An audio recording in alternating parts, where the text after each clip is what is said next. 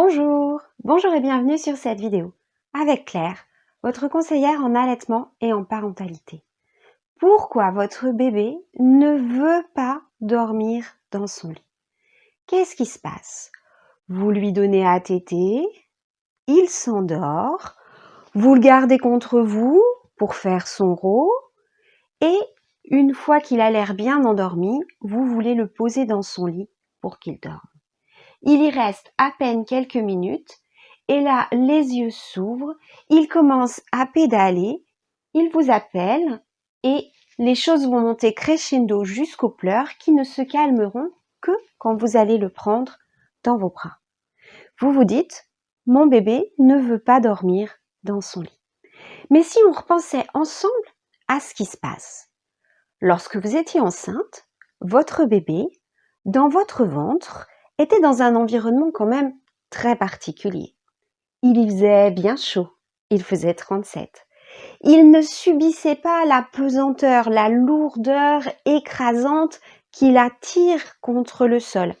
Il était certes la tête en bas, mais tout de même dans une position verticale. Il avait tout autour de lui votre utérus qui l'entourait et qui l'englobait. Et puis, il entendait les bruits de votre respiration, de votre cœur et même de votre digestion, vos voix, celles du papa, celles de votre entourage, le berçaient en permanence. Et bien sûr, chaque fois que vous n'étiez pas allongé, eh bien, il était bercé par vos mouvements. Imaginez le choc, imaginez la différence que cela peut représenter pour un bébé. Un bébé qui, quelques heures plus tôt, vivait dans ces conditions, se retrouve soudainement seul, à plat, sur un plan dur. Il n'a même plus la possibilité de ramener ses mains à son visage pour s'apaiser et se calmer. Il ne sent plus les mouvements de balancement que lui procurait votre corps.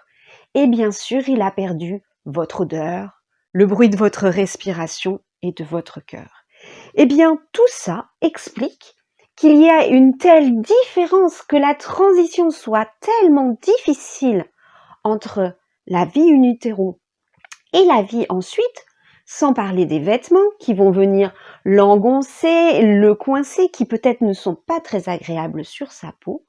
Tout ça explique que votre bébé ait des difficultés à dormir sur un temps prolongé dans son lit. Alors, que faire?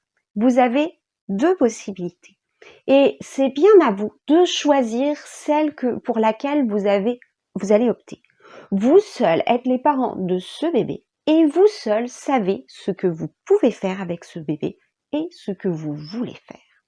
L'option numéro 1, c'est celle un petit peu traditionnelle dans notre culture européenne. C'est celle avec laquelle j'ai grandi. C'est celle qui a été appliquée par de nombreuses générations, qui consiste à dire, eh bien, on met bébé dans son lit, il pleure et il finira par comprendre que c'est comme ça qu'il doit dormir. Aujourd'hui, avec les neurosciences, on commence à se dire que ce raisonnement, même s'il fonctionne, on est bien d'accord, n'est peut-être pas optimal. Aujourd'hui, avec les neurosciences, on se rend compte que les pleurs vont provoquer dans le cerveau de bébé un certain nombre de modifications, un certain nombre d'altérations qui, pour ce qu'on va appeler la sécurité affective, le développement humain, la confiance en soi, ne sont peut-être pas le meilleur moyen. Alors vous l'avez compris, cette méthode, je vous la propose, mais ce n'est pas ma préférée.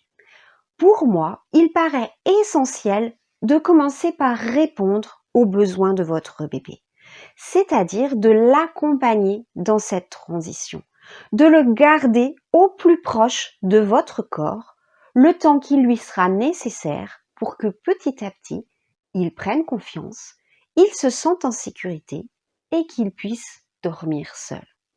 Je ne vous cache pas qu'il faut du temps, beaucoup de temps pour certains enfants.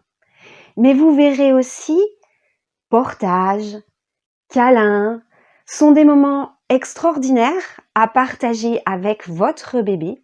Cela facilite l'allaitement et cela vous permet de mieux vous connaître, de garder et de préserver ce lien très intime que vous avez eu pendant la grossesse, de partager et de faire découvrir ce lien au papa, parce que lui aussi peut garder bébé contre lui, et de grandir ainsi ensemble en famille.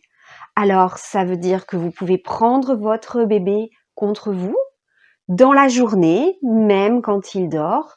Cela lui apporte chaleur, cela lui apporte réassurance. Il entend les bruits de votre cœur, de votre respiration, de vos mouvements et il se sent en sécurité. Cela lui permet de mieux dormir, de mieux manger, de mieux grandir et de prendre assurance en lui. Voilà, j'espère que je vous ai apporté des réponses. J'espère que vous réussirez à vous autoriser à faire ce dont vous avez vraiment envie, vous, ce qui vous semble important pour vous et pour votre bébé. Et j'espère vous avoir été utile. Si c'est le cas, cliquez sur j'aime. Si vous avez un commentaire, une question, allez-y. Je vous répondrai personnellement et avec beaucoup de plaisir. Si vous voulez me suivre et savoir ce qui se passe sur cette chaîne, abonnez-vous. À bientôt, j'espère.